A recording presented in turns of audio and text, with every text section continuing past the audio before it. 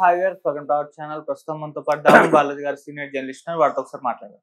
So నమస్కారం sir. Kodali Nani health issues కు సంబంధించి ఎప్పుడో ఏదో ఒక వార్త అయితే అలా సర్క్యులేట్ అవుతూ ఉంటుంది సార్. ఇప్పుడు ఏంటంటే అతనికి కోవిడ్ సోకింది అని చెప్పేసి కూడా కరోనా వచ్చిందంటూ ఇవాళ మార్నింగ్ నుంచి కూడా న్యూస్ వైరల్ అవుతుంది. మరి నిజంగా కరోనా వచ్చిందా, లేకుంటే అతను అరెస్ట్ నుంచి తప్పించుకునేందుకు ఇటువంటి డ్రామాలు ఆడుతున్నాడంటూ విమర్శలు కూడా వస్తున్నాయి సార్. మరి ఏం జరుగుతుంది కొడాలి నాని విషయం? కొడాలి నాని అనుచరుడు దుక్కిపాటి శశిభూషణ్ ఒక స్టేట్మెంట్ ఇచ్చాడు. అదేంటంటే కొడాలి నాని దగ్గరికి ఎవరు రాకండి, ఆయనకి ఇన్ఫెక్షన్ సోకుతుంది, కోవిడ్ పరిస్థితుల్లో ఆయన జోలికి ఇప్పుడు ఎవరు రాకండి, దయచేసి ఒక 2 months తర్వాత ఆయనే మీ ముందుకు వస్తాడు, అంతవరకు ఓపిక పట్టండి అని వైసీపీ శ్రేణుల్ని ఉద్దేశించి ఆయన స్టేట్మెంట్ ఇచ్చాడు. దీంతో ఒక్కసారిగా కొడాలి నానికి కోవిడ్ ఏమో అన్న అనుమానాలు అయితే బయటకు వచ్చాయి. కొంతమంది దాన్ని కన్ఫామ్ చేస్తూ కూడా పోస్టులు పెడుతున్నారు. కొడాలి నాని ముఖ్యంగా తెలుగుదేశం శ్రేణులు పోస్టులు పెడుతున్నాయి, కొడాలి నానికి కోవిడ్ వచ్చింది అని చెప్పి. అయితే ఇదంతా డ్రామా అని మళ్ళీ వాళ్ళే కొంతమంది పోస్టులు పెడుతున్నారు. ఎందుకంటే కొడాలి నాని ముందు నుంచి కూడా అరెస్ట్ నుంచి తప్పించుకోవడానికి రకరకాల హెల్త్ డ్రామాలు ఆడుతున్నాడు అనేది వాళ్ళ ఉద్దేశం. నిజానికి అతనికి హార్ట్ ప్రాబ్లం ఉన్నమాట వాస్తవము. అందుకని అతను ముంబైకి వెళ్ళి అక్కడ ఏషియన్ హార్ట్ ఇన్స్టిట్యూట్లో బైపాస్ సర్జరీ చేసుకున్నాడు. డాక్టర్ రమాకాంత్ పాండే ఆయన world famous thoracic surgeon.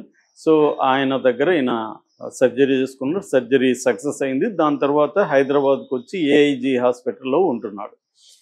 So కాకపోతే ఏంటంటే ఆయన మీద రకరకాల పుకార్లు ఉన్నాయి. ఒకటి, ఆయన అమెరికా పారిపోయేదానికి ప్లాన్ చేసుకుంటున్నాడు. ఎక్కడైతే ఇక్కడ తెలంగాణలో ప్రభాకర్ రావు గతంలో ఇంటెలిజెన్స్ డీజీ, ఆయన ఫోన్ ట్యాపింగ్ కేసు రాగానే అమెరికాకు పారిపోయాడు, హెల్త్ ప్రాబ్లం చెప్పి. ఇప్పటి వరకు ఆయన్ని పట్టుకు రాలేకపోతున్నారు. 1.5 year అవుతుంది గవర్నమెంట్ వచ్చి.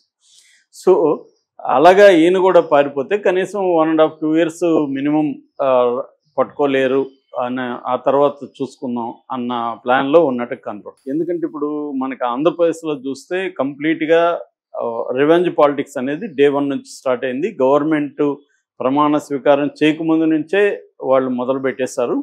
సో ఎందుకంటే వాళ్ళకి ఆల్రెడీ క్లారిటీ ఉంది, లాస్ట్ 5 ఏళ్ళు మేము ఇబ్బందులు పెట్టాం కాబట్టి ఈసారి దానికి డబుల్గా త్రిబుల్గా వీళ్ళని ఇబ్బందులు పెట్టాలనే ఉద్దేశంతో వెళ్ళిపోయారు. ఎందుకంటే లాస్ట్ 5 years జగన్ అలా వేధించడం వాళ్ళని కేసులు పెట్టి చివరికి చంద్రబాబును కూడా జైల్లో పెట్టాడు కాబట్టి వీళ్ళు అదే డిసైడ్ అయ్యారు. అందుకని పెద్ద ఎత్తున స్టార్ట్ చేశారు. దీని నుంచి ఈ రివెంజ్ పాలిటిక్స్ నుంచి ఎలా తప్పించుకోవాలనేది వైసీపీ వాళ్ళు కూడా రకరకాల ఎత్తులు వేస్తున్నారు. కొంతమంది కుమ్మక్కైపోవడం, కొంతమంది డబ్బులు ఇచ్చి మేనేజ్ చేసుకోవడం, కొంతమంది ఏమో తెలుగుదేశంలోనూ జనసేనలోనూ బీజేపీలోనూ చేరిపోవడం జరుగుతుంది. అయితే కొంతమందికి ఈ ఆప్షన్స్ ఏవి లేవు. అందులో కొడాలి నాని, వల్లభనేని వంశీ ఇలాంటి వాళ్ళు ఉంటారు. వీళ్ళకి ఇటువంటి ఆప్షన్స్ లేవు. ఓన్లీ ఆప్షను వాళ్ళ మీద కక్ష తీర్చుకోవడం అనేది తప్ప వేరే రకంగా డబ్బులు ఇచ్చో లేకపోతే పార్టీ మారుతామనో ఇంకోటి చేయడానికి లేదు.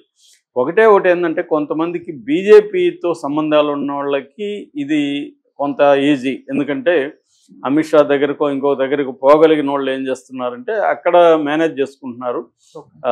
అక్కడ నుంచి వీళ్ళకి ఆదేశాలు వస్తాయి, ఇతను వదిలిపెట్టండి అని. దాంతో సైలెంట్గా ఉంటున్నారు. సో ఇలాగా వైసీపీ వాళ్ళు, ఎందుకంటే రాజకీయ నాయకులకి ఇవన్నీ తెలియక కాదు, మనకి ఒక ఇబ్బంది వచ్చినప్పుడు ఏమేం చేయాలని ట్రై చేస్తారు. అయితే ఒక్కొక్కసారి అన్ని ఆప్షన్లు పనిచేయకపోవచ్చు. సో అలాంటి వాళ్ళే ఇరుక్కుంటుంటారు. మామూలుగా మనం చూస్తే చాలామంది ఉన్నారు వైసీపీలో. గతంలో డైరెక్ట్గా చంద్రబాబు హెచ్చరించిన వాళ్ళు, పవన్ కళ్యాణ్ హెచ్చరించిన వాళ్ళు, లోకేష్ హెచ్చరించిన వాళ్ళు ఎవరు అరెస్టులు కాల. ఎందుకు? వాళ్ళు రకరకాల పద్ధతుల్లో మేనేజ్ చేసుకోగలిగారు. కానీ మేనేజ్ చేసుకోగలిగినా కూడా చేసుకోవడానికి కుదరని ఒక సిచ్యువేషను కొంతమందికి ఉంది. అందులో కొడాలి నాని ఒకరు. ఎందుకంటే కొడాలి నాని అతి దారుణంగా వీళ్ళని మాట్లాడడం వల్ల అతనికి ఆప్షన్స్ ఏవి ఇవ్వట్లేదు. సో అప్పటికి కూడా ఇప్పటి వరకు ఎందుకు అరెస్ట్ చేయలేదని తెలుగుదేశంలో చాలా పెద్ద చర్చ నడుస్తుంది. అంటే వాళ్ళకి అనుమానం వస్తుంది, ఏమన్నా పై స్థాయిలో కొమ్మక్కయ్యారా మన వాళ్ళు, లేకపోతే ఇంతకాలం ఎందుకు అరెస్ట్ చేయలేదు అన్న ఇది వస్తుంది. అందుకనే వల్లభనేని వంశీని జైల్లో పెట్టి కొంత వేధింపుల కార్యక్రమం, అతని హెల్త్ ఇష్యూస్ దారుణంగా ఉన్నా కూడా వేధింపుల కార్యక్రమం ఎందుకు చేస్తున్నారంటే టు ప్రూవ్ దట్ మేము కాంప్రమైజ్ అవ్వలేదు అని ప్రూవ్ చేయడానికి 1-2 హై కేసెస్ని తీసుకొని చేయడం అనేది జరుగుతుంది. సో ఇప్పుడు ఆ కాంటెక్స్లో కొడాలి నాని ఎట్లా దీని నుంచి తప్పించుకోవాలంటే అతనికి దొరికిన ఏకైక మార్గం హెల్త్. ఆల్రెడీ హెల్త్ నిజంగానే ఇబ్బందిగా ఉంది కాబట్టి ఈ హెల్త్ కండిషన్లో వాళ్ళు అరెస్ట్ చేయరు కాబట్టి అతను హాస్పిటల్లో చేరాడు.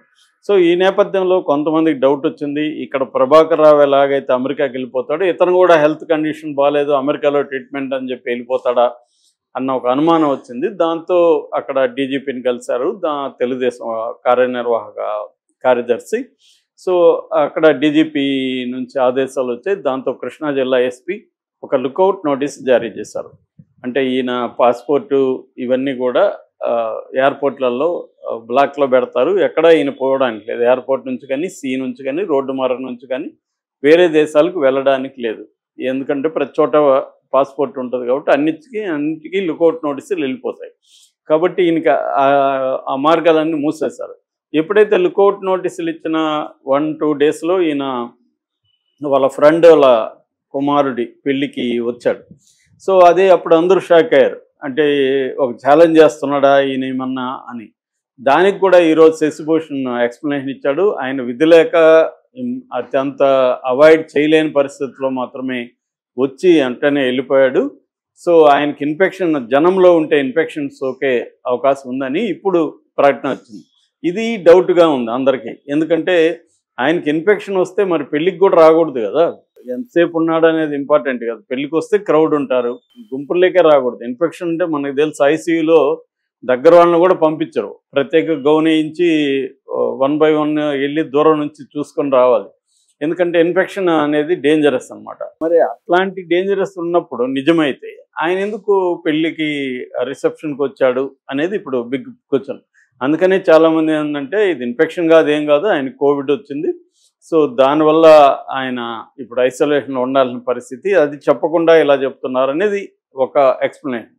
రెండో ఎక్స్ప్లెనేషను ఇన్ఫెక్షన్ వస్తుంది ఎవరు రావద్దు ఇవంతా అట్మాస్ఫియర్ క్రియేట్ చేస్తున్నారంటే అక్కడ వీళ్ళకి అరెస్ట్కి ప్రిపేర్ అవుతున్నారు, దాని నుంచి కాపాడుకోవడానికి ఇవన్నీ చేస్తున్నారు అనేది సెకండ్ వర్షన్. ఎందుకంటే ఈయనకి హెల్త్ బాగుంది, ఈయన తిరుగుతున్నాడు బయట కూడా అనుకున్నప్పుడు వాళ్ళు అరెస్ట్ చేసే అవకాశం ఉంది.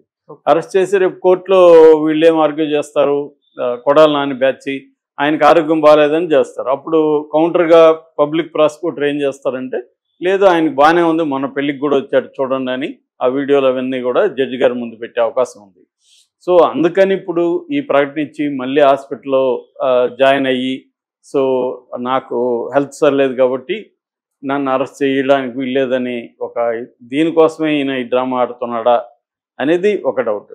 ఇంకొంతమంది ఏమంటున్నారంటే అసలు తెలుగుదేశం వాళ్ళు కొడాలి నాని ఎప్పుడో కాంప్రమైజ్ అయిపోయారు, కొడాలి నాని అరెస్ట్ చేయకుండా వదిలేస్తే తెలుగుదేశంలో అసమ్మతివాదులు ఎక్కువ దీని గురించి మాట్లాడతారు కాబట్టి కేడర్ అంతా కూడా నిరుత్సాహపడతారు కాబట్టి వాళ్ళ సలహా మేరకే ఈయన ఈ డ్రామా స్టార్ట్ చేశాడు. నువ్వు హెల్త్ అని చెప్తా ఉండు, మేము ఆ కారణాల వల్ల నేను అరెస్ట్ చేయలేదని చెప్తుంటామని. నిజానికి హెల్తా కాదనేది రేపు అరెస్ట్ చేస్తే వీళ్ళు సర్టిఫికేట్ ప్రొడ్యూస్ చేయాల్సి ఉంటుంది కదా, ఆ సర్టిఫికేట్ తప్పని వాళ్ళు మాట్లాడితే అప్పుడు ఒక కామన్గా అంటే గవర్నమెంట్ హాస్పిటల్కి కాకుండా ఇది కాకుండా ఒక మనకి RRR విషయంలో రఘురామకృష్ణరాజు విషయంలో ఎలాగైతే సికింద్రాబాద్ మిలిటరీ